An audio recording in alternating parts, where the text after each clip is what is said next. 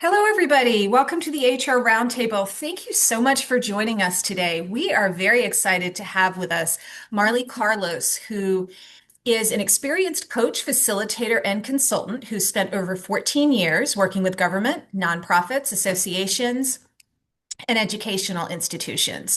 She is passionate about strengthening leaders' capacity to turn strategic plans into actual results. Marley helps leaders tackle complex organizational and people challenges, partnering with them to evaluate performance, develop strategic plans, and unlock the internal barriers that keep them from achieving their desired outcomes. Marley holds a bachelor's degree in Spanish and a master's degree in international affairs from Texas A&M University. She graduated with a certificate in leadership coaching for the organizational well-being from George Mason University and is a certified coach with the International Coaching Federation. Today, Marley is going to be talking with us about leading with calm, something that I think all of us at times, it may be a little challenging to do, strengthening our leadership awareness, judgment, and impact in the midst of complexity and change. Marley, let me turn it over to you. Thanks so much, PJ. Good to see everyone. I'm going to go ahead and pull up some slides here. All right. Can you see them on your end? Great. All right. Welcome. I just want to commend you. I was thinking today how many things you must have on your plate, how many fires you may be putting out even today. And you're taking a whole hour out of your day just to be here and to say, this is important. This is a value I have as my own professional growth. Not only is that a benefit to you, but the people around you, your teams, those you support, they see that. And so by taking this time, you are actually having a bigger impact beyond your own learning because others are saying that's important and I can invest in that too. So I just want to commend you because in a crazy time period, it's hard to do that. So we're at a time when you look at that title of leading with calm, that's not the headline on the newspapers and the social media that I'm reading. I don't know if you're reading anything different, but that's not what I see and what I'm hearing. And as leaders, you are on the front lines of helping your organizations lead well, lead calmly, lead with wisdom in all of this uncertainty and upheaval. So we're going to dig into that today. And a couple of preliminary notes before we dive in. One is I see myself more as a facilitator than a presenter. So I would value hearing from you and invite you to use the chat, use the raised hands when we get into breakout groups. We really want to learn and hear from one another. And I also want to acknowledge that this topic of leading with calm often is paired with resilience. Really, resilience is a big topic kind of in this space, and it's very important, and we are not going to touch on it today. So I just want to name that we're not digging into resilience, although that falls into this broader bucket. But I am going to share with PJ as kind of the follow-up, a really good article that digs into resilience building, which is it's by the Energy Project. If you've heard of them, they've been around for a little while, but they have this great article called Manage Your Energy, Not Your Time, because right now, a lot of times time is not in our full control. And so it's how do we manage ourselves? How do we manage our energy even when we have limited resources in other areas? So that's coming. I want to invite you to start by if you have a pen near you or you have your phone, whatever works for you. But I want you to imagine an image that represents your leadership at its best. You can either take a picture of something, upload it into the chat. You can write the word into the chat. You can draw an image, whatever works for you, however your brain likes to engage. But what's an image that helps you think about your leadership at its best? So it'll take just 30, 40 seconds.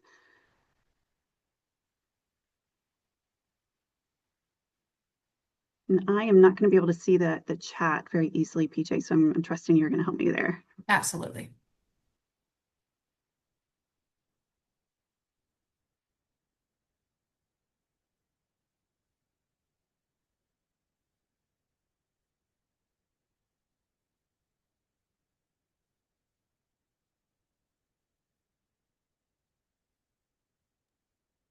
So people are putting in a circle, sunshine,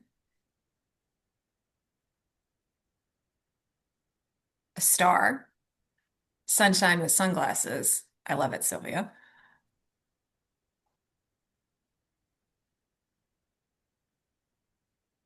As you think of those words, and if you're still drawing or wanting to upload your image, whatever it may be, feel free to go ahead and do that. As you think about those words, what is it that resonates with you about a circle or sunshine or a star? If anyone's willing to share, what is it about that image that stands out to you?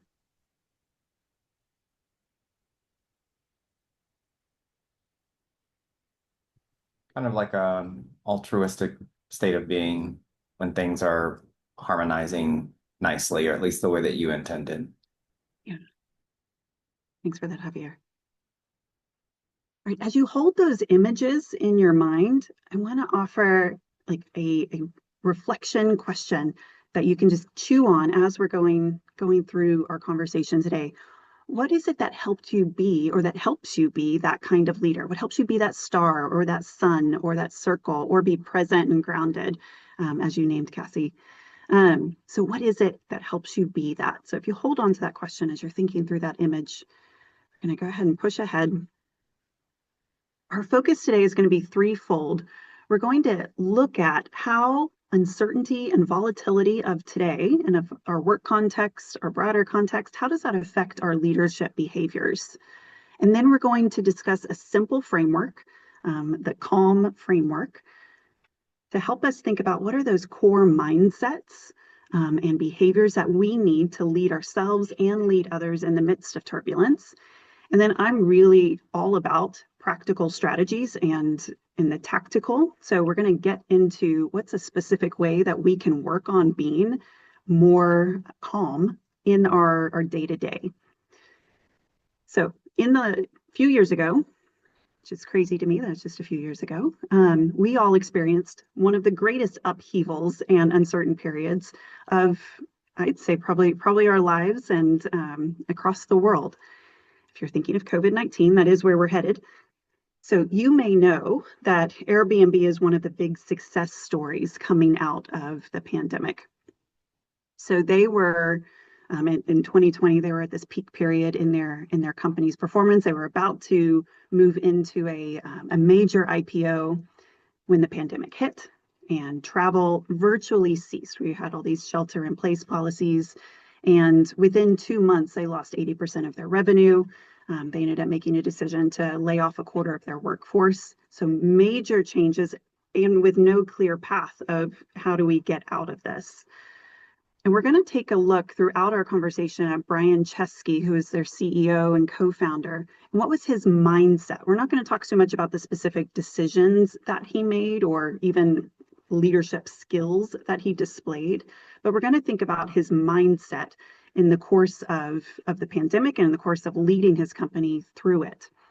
And if you know the story, it won't be too big of a spoiler alert, but by the end of 2020, Airbnb successfully went public, bookings rebounded, they became more focused and better positioned for long-term growth. So it's a good end state, but there was a lot of positive and good leadership throughout and good lessons for us that we'll touch on. So VUCA H. How many of those in the room are familiar with VUCA, at least? That's been around, that term's been around for just several years at this point. A couple people maybe. So I want to invite you for just a moment, if you feel comfortable, and if you don't, that's okay, but I want to invite you to a visualization. I invite you to close your eyes. And I want you to imagine that you are in a forest with a dense fog at a high altitude, and you are walking this trail that you can barely see.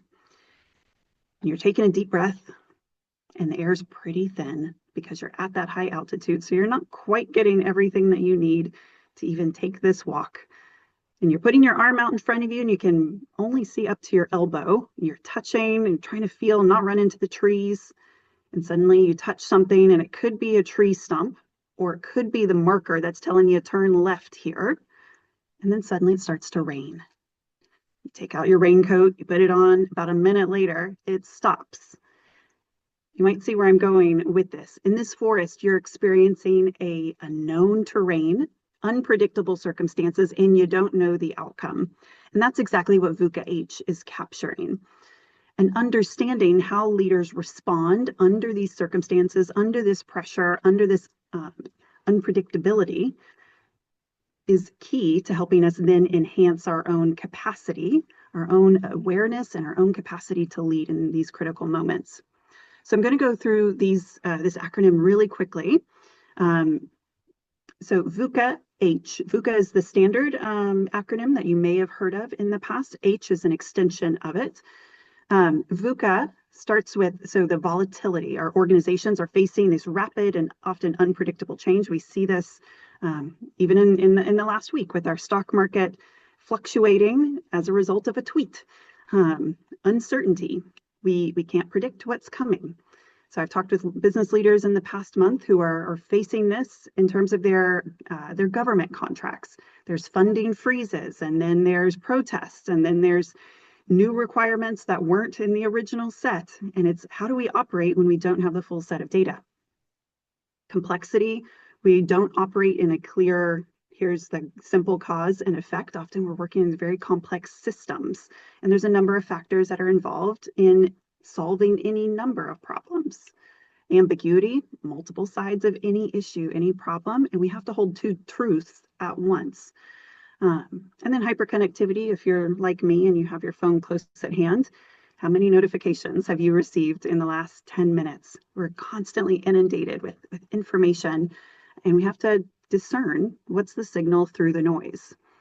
All of this together, one alone is hard enough, but all of this together makes leadership today, for you, for me, for the organizations that we work in, makes it more difficult than ever before. And they create new levels of stress and impact how we behave as leaders. So we're going to go into breakout groups for just a few minutes. And I'm going to invite you to reflect on these couple of questions. You're only going to have about 4 minutes, so you may pick one, may pick the one that really resonates with you, but I want you to reflect on a VUCA situation in your organization. Maybe it's one you're in right now. Maybe it was one from a couple months ago, whichever works. How did you respond? What do you notice if you were to kind of take a step back and say, okay, how am I responding in that situation? Or how are the leaders around me responding? And then try to get to that deeper question. What were the underlying feelings, beliefs that were in play that affected how I responded? So a few minutes to reflect. We'll come back together in 4 minutes.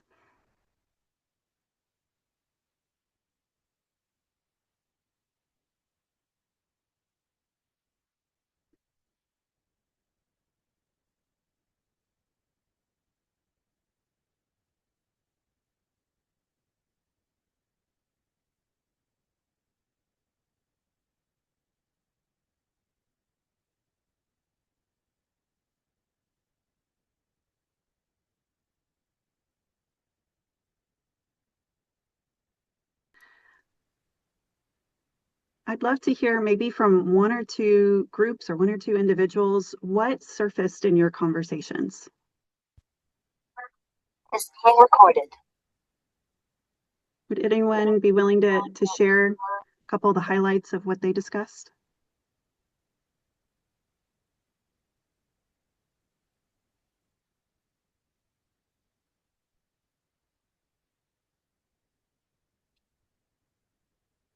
Or you can put it in the chat. How did thoughts and feelings and beliefs kind of manifest in these VUCA situations that you have faced?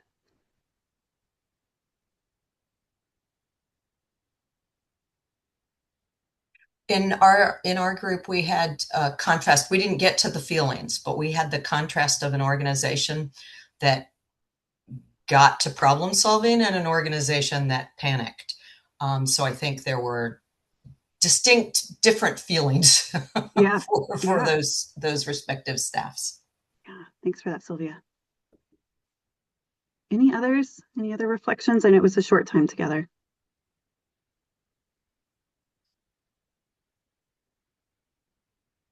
So if something comes up, please do use the chat. Please do raise your hand. We want to hear from one another. So stress, like this VUCA context, triggers ineffective leadership behaviors more often than not, in what I've seen. And you were naming, Sylvia, sometimes there are very different responses. When you look at this list on the left side of the screen here, so micromanagement is often a behavior that comes out when there's just a lot of stress, a lot of things going on. You might see more micromanagement. You might see greater defensiveness, less transparency. You might see, hey, we did this 2 years ago. We're going to do that again because that's the thing. That's the thing we tried and it worked that time. When you look at that list, what's an underlying theme that comes up for you? What do you notice?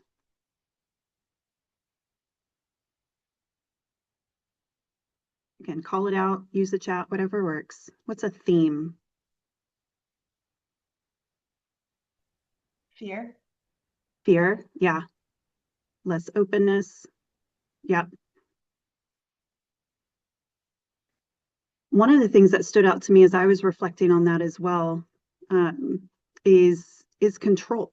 When we're under stress, aspects of our world feel like they're moving out from under us, and so we want more stability. That's our brain. That's the way we are wired, is to say, how do I create a safe and stable environment? How do I create that security for myself? And often control is a mechanism for trying to create that, to replicate that sense of security and stability.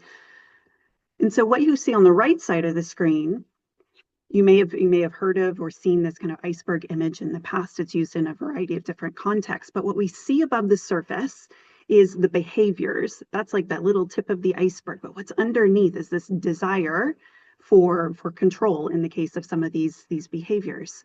So what we're going to spend most of our time on is looking at what are those thoughts, what are the feelings, beliefs, identity, values that are all in play, because working on those has a dramatic impact on then what's manifested and what we can see above the surface. So that's where we're going to be focusing our time. So I've been reading a lot, and I'll share certainly the books that I think might be of use and of interest to you all. But I've been reading a lot about what does it mean to like lead in complexity, lead in uncertainty. And these 4 attributes or mindsets have been big themes that come up across different sources that I'm reading. So in order to flourish, in order to lead effectively in VUCA situations, we need to learn how to lead with calm. So centered on core values, anchored in what matters most, anchored in purpose, whether that's individual, organizational, but anchored in our values, aware in all directions, learning oriented. So asking questions that expand your awareness, expand possibilities, and then mentally agile and adaptive. So this is going from the learning to changing your mind, changing your course of action, depending on your situation. So we're going to walk through each of these and what they look like in practice. And as we do, I want to invite you to consider where you are on the spectrum of these. We're all on this journey of becoming a stronger leader, becoming more effective in our roles. And in some areas we have significant strengths, and others we have areas for growth. So just identify what is one area where you want to build on your strengths, and what's another area where you want to build towards greater growth. So centered on core values. So Airbnb CEO Brian Chesky noted that in the middle of this pandemic and this huge crisis for his organization, one of his guiding questions was, if I can't predict the outcome, how do I want to be remembered? I think that's such a powerful question. How do I want to be remembered in the middle of this if I don't know what's actually going to happen?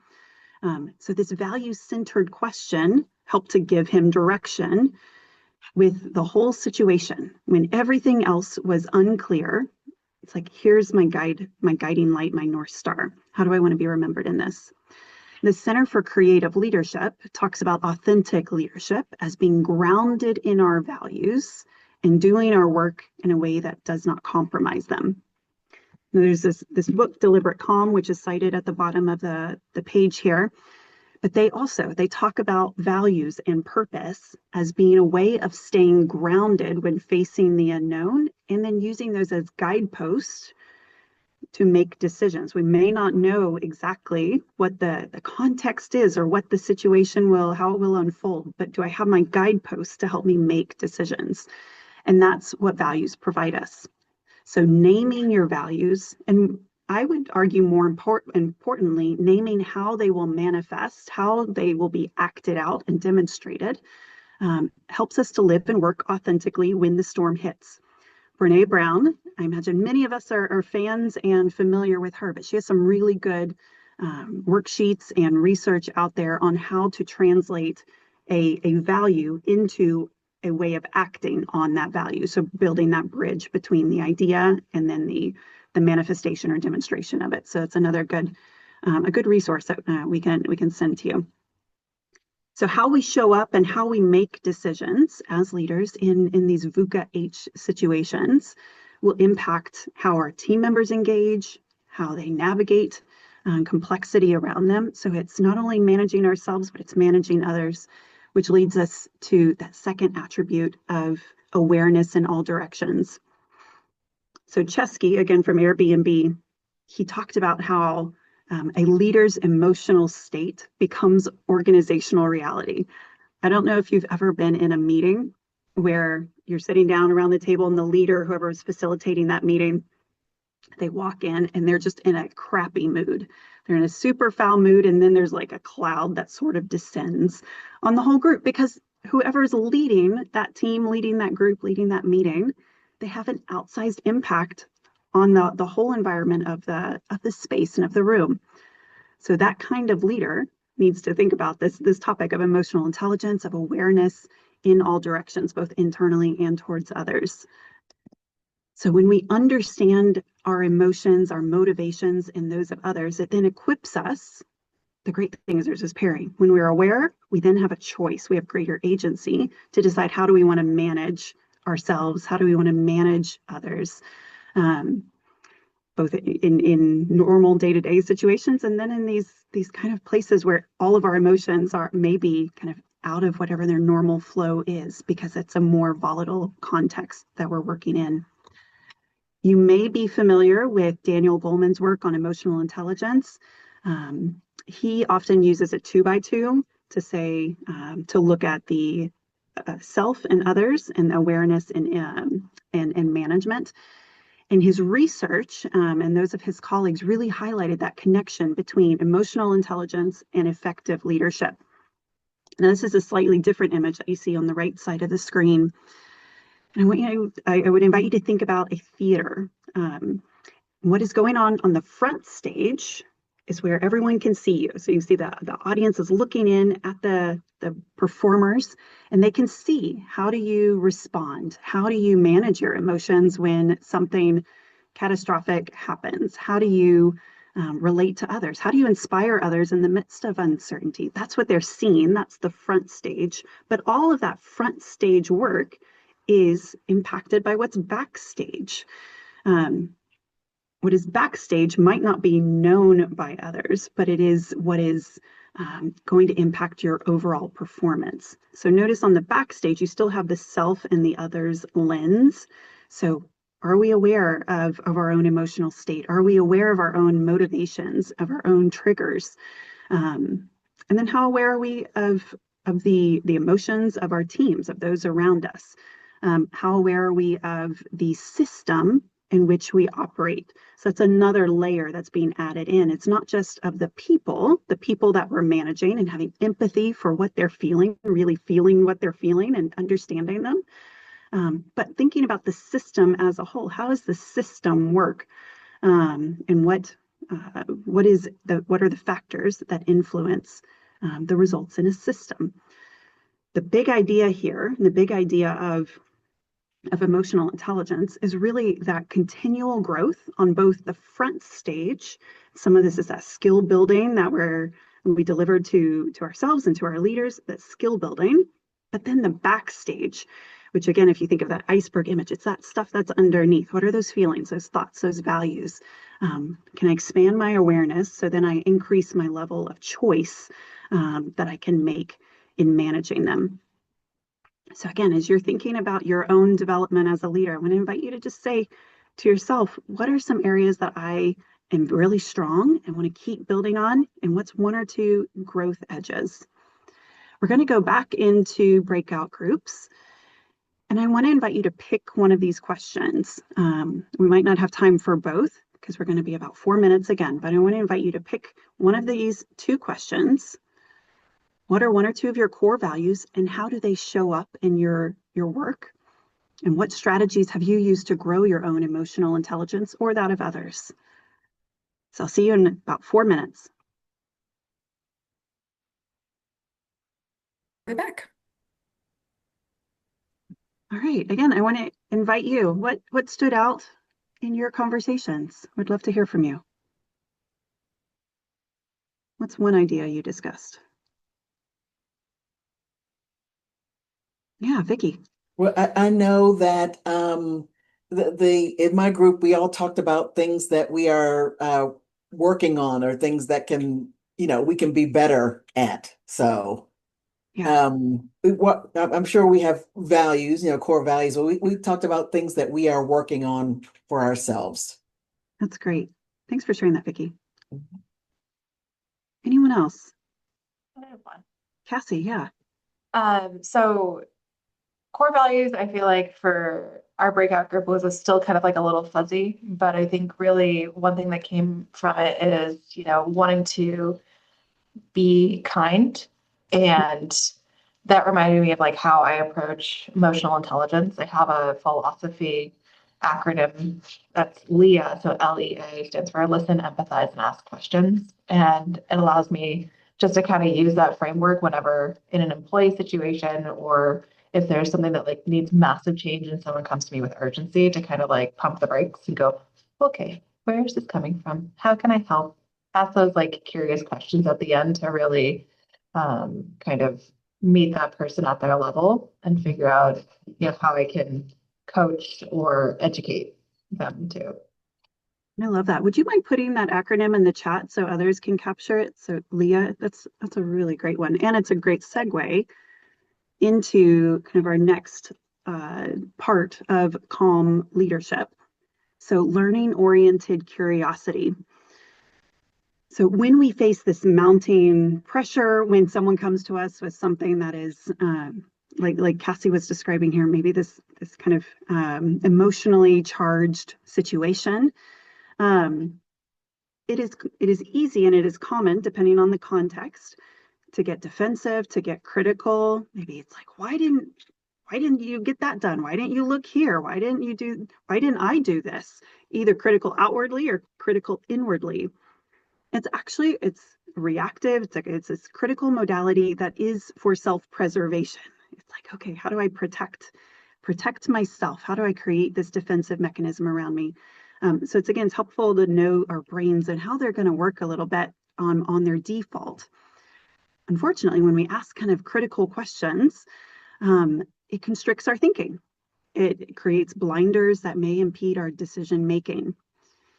And you may have read, as I have, that this word curiosity and being curious is really salient in leadership research these days. It's come out quite a bit. Adam Grant speaks of it quite a bit.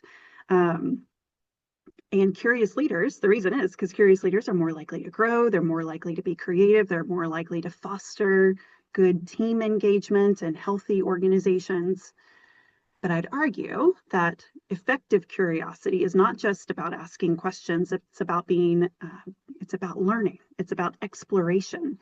Marilee Adams, again, you see her name cited here at the bottom.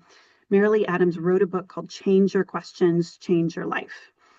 And through this story of an allegory of this struggling new leader who was an independent performer and then put into a manager role, she makes this point that judger questions, those questions that assign blame, whether that's blame for yourself or blame for others, they negatively impact both relationships and results. And then she contrasts that with learner questions. So judger versus learner questions that are curious, that are solution oriented, They invite collaboration and growth. And most importantly, they're keeping our brains out of this protective defensive mode, and then allow us to be more open to possibilities. And so, for example, a judge or question might be, why didn't they do what I asked? And you flip that, you make that a learner question. It's kind of what barriers inhibited this work from being done to standard? So you're flipping from a blame mindset to, let me get curious here. What's going on? What can I learn in order to make a different decision? In today's world, we often don't know what the solutions will be, what solutions will work, especially when our context is changing really rapidly, when there is a lot of ambiguity. And we need to have this learning-oriented mindset to be in the best position to tackle those challenges, to be creative, to create what is unknown at the moment. So this segues into once we are become curious, and we've learned new possibilities, new perspectives, new options, that brings us into that mentally agile and adaptive final mindset. So if you've heard of Dr. Carol Dweck's growth mindset, she's done a lot of great research, very well known in the thinking around growth mindset. Is that familiar to some folks here? I'm seeing a couple heads nod. So growth mindset, just the kind of one sentence overview, it looks at events and experiences as data points for our learning and growth. It's a very optimistic, goal-oriented mindset that can give us confidence, even when we don't know the outcomes, can't see the full picture, don't have the full solution. But it is constantly oriented towards, this is data. What can I learn? How do I keep building on this? And during COVID, Airbnb, like all of us, faced this complex, volatile crisis, and there were no clear answers. The traditional playbooks, the things that used to work, didn't work here. So they had to be creative. They had to adopt and use this growth mindset to create solutions where they didn't exist. And they did. You may know that when the company did go public eventually in December of 2020, and its market valuation soared to over 100 billion at the opening of its trading debut.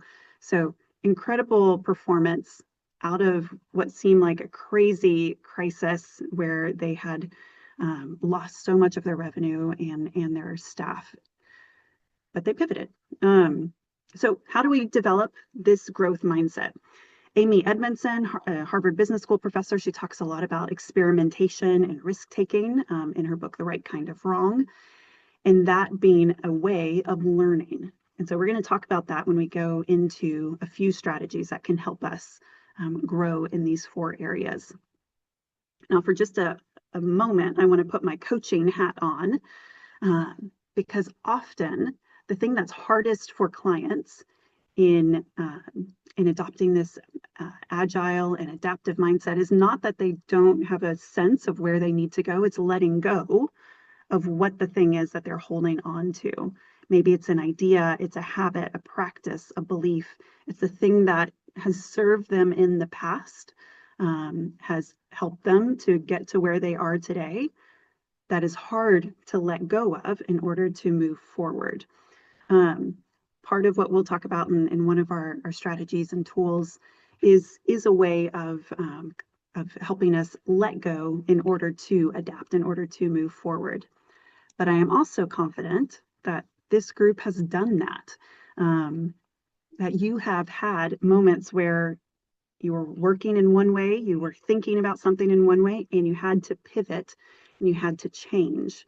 And I'm wondering if maybe 1 or 2 people would be open to sharing what helps you to release the things that are no longer serving you, and adapt based on a new context, a new information, new perspective, whatever it may be. Can we help each other here for just a moment? What's helped you to change and to let go?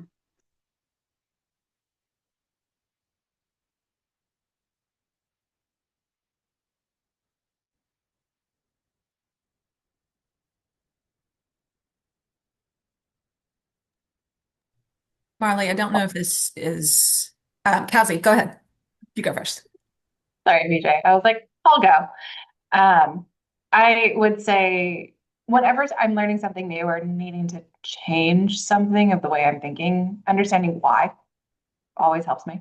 It solidifies, okay, this is the reason why, and this is how it is going to work versus, this is what you've been doing in the past. It's great. It's been working, but we have something that's going to be better, or maybe this would help you improve because of XYZ. The why always really helps me. Yeah. Thanks, Cassie.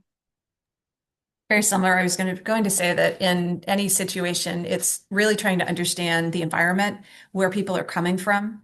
And I think sometimes that's harder in our work and in what we do.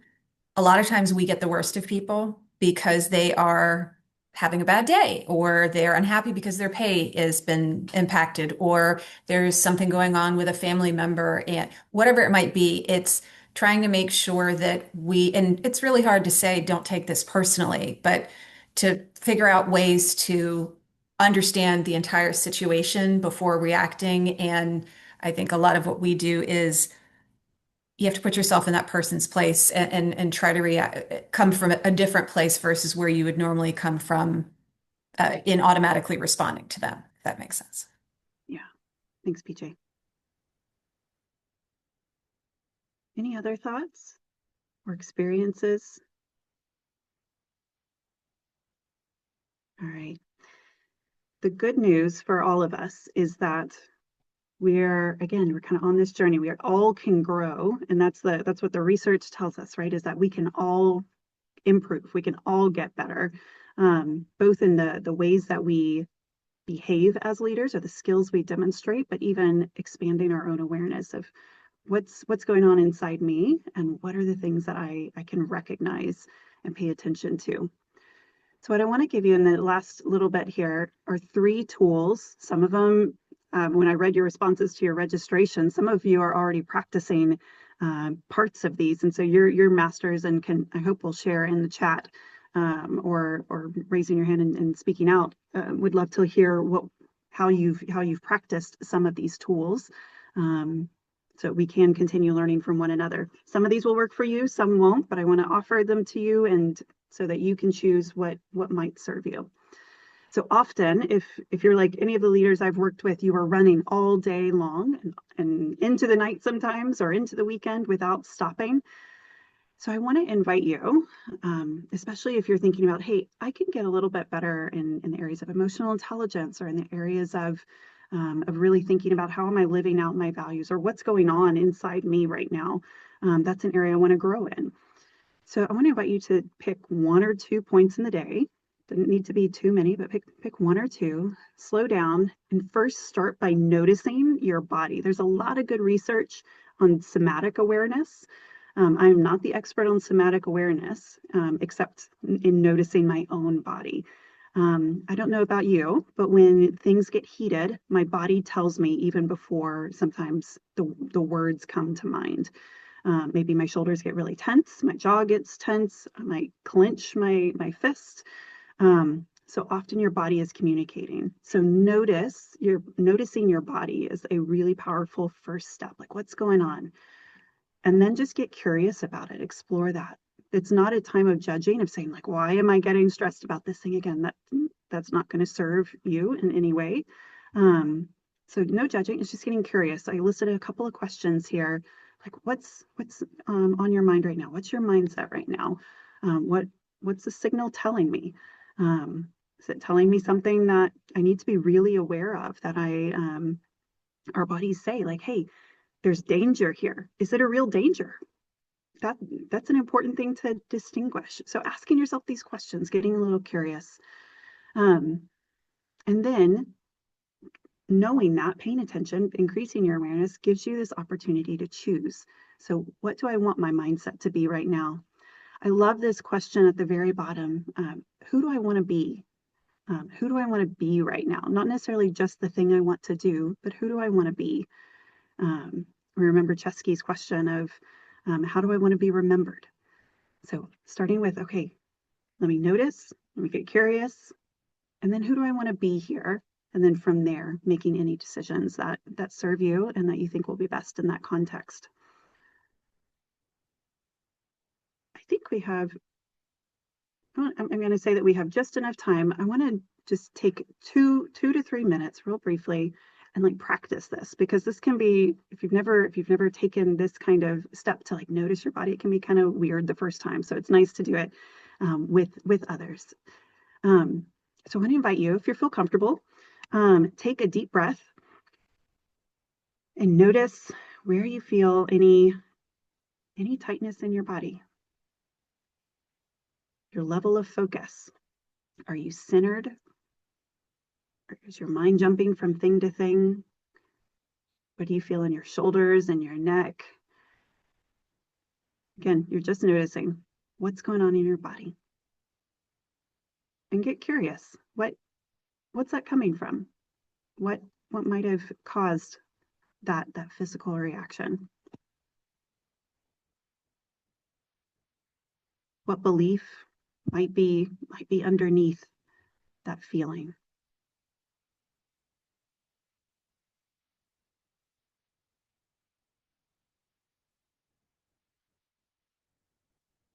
And then I'd invite you to take just a moment. Maybe you jot it down if you're a writer. Who do you want to be in this situation? If you reflect on how you're feeling, what's going on underneath it? What's the choice you want to make? Who do you want to be right now?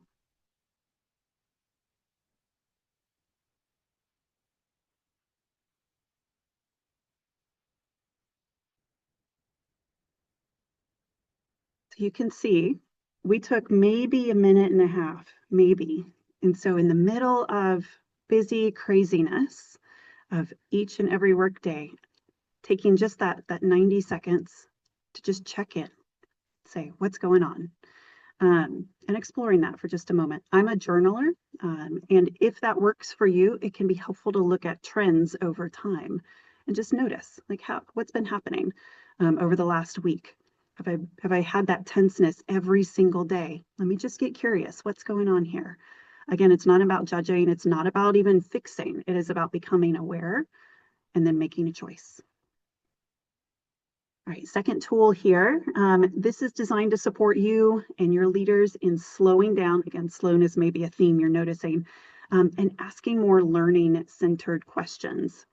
It is based on the ladder of inference. If you've heard of that, it's focusing on helping leaders explore what they know. What do we know? Like fact, objectively, what do I know happened? Whether that's in a conversation with a peer that went wrong, whether that's in a situation where I'm just being asked to make a tough decision. What are the facts that I know? And then moving from there to what am I assuming? What did I jumped from 1 to 10 because I just made all these assumptions. But let me slow down for a minute. What do I know for sure? And then what do I think I know? And I'm making these assumptions. Again, it's not judging, it's just naming, these are my assumptions. And then get curious. So get curious and asking kind of these learning-centered questions. What are my gaps?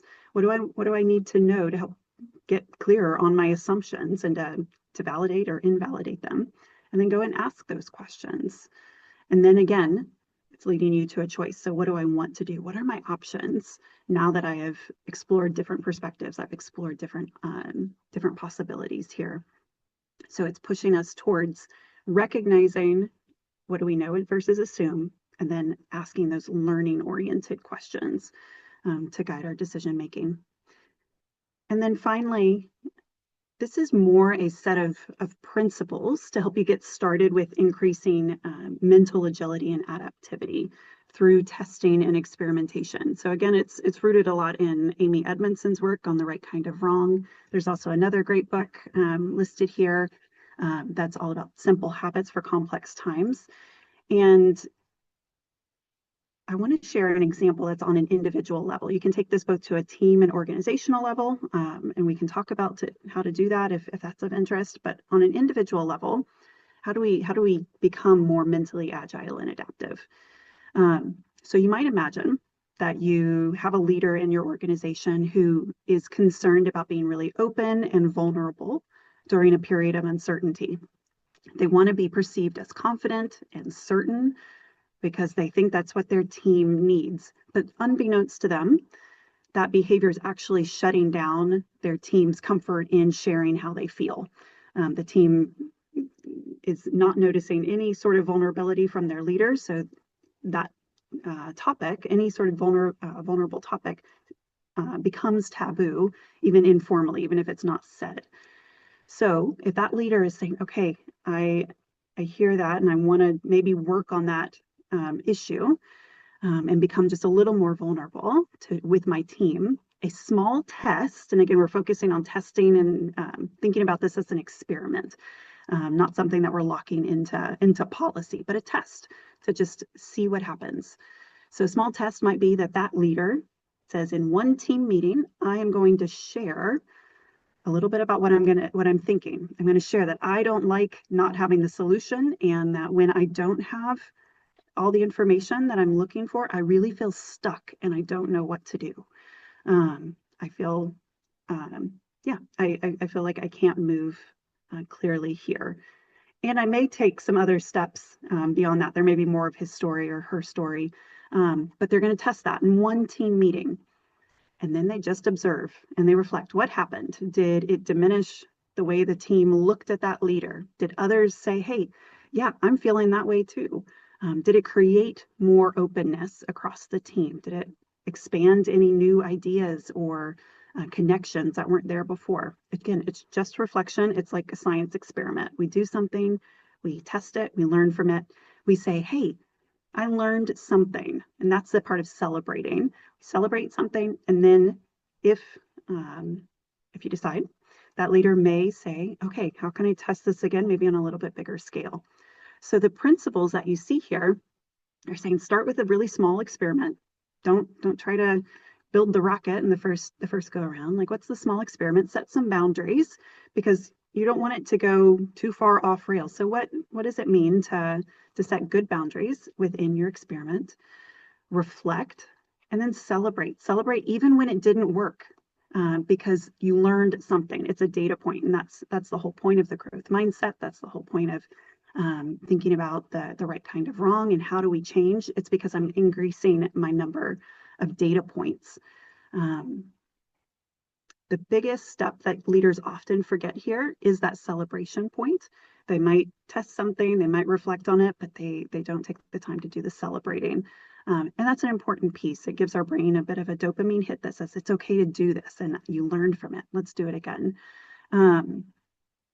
So being a calm leader is a journey. And as HR practitioners, you're on the front lines of building your own capabilities, building your leaders and your organizations, building their capacity to lead with authenticity, to increase awareness, to cultivate curiosity, and to adapt as the situation demands. And we're all capable of this growth. So as we wrap up, I just want to invite you to reflect and share one thing that you're taking from this conversation. You can use the chat, raise your hand, take yourself off mute. Anything works.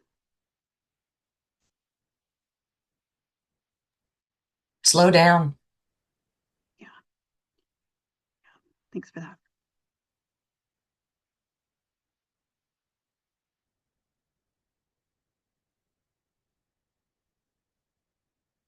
What's something else that you're taking away?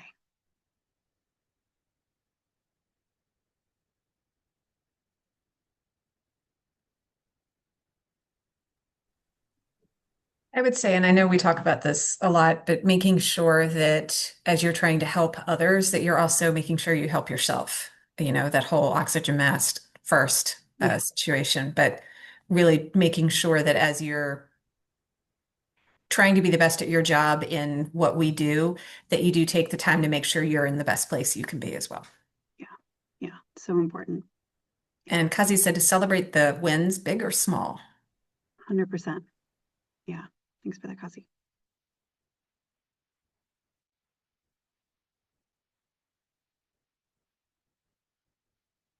Thanks, Melissa. I see your note here in the chat of, I like the questions of what do you know and what are you assuming and what can we be curious about? Yeah. Yeah.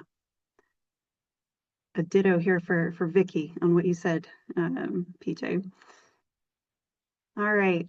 Really good to see you all. Thank you for inviting me to be here with you. And yeah, here's wishing you a calm day. Thank you, everybody, so much for joining us. Marley, thank you so much. We certainly do appreciate it. I hope everybody has a fantastic rest of the day and a wonderful weekend. Thank you for joining us, everybody. Take care. Bye-bye. Yeah.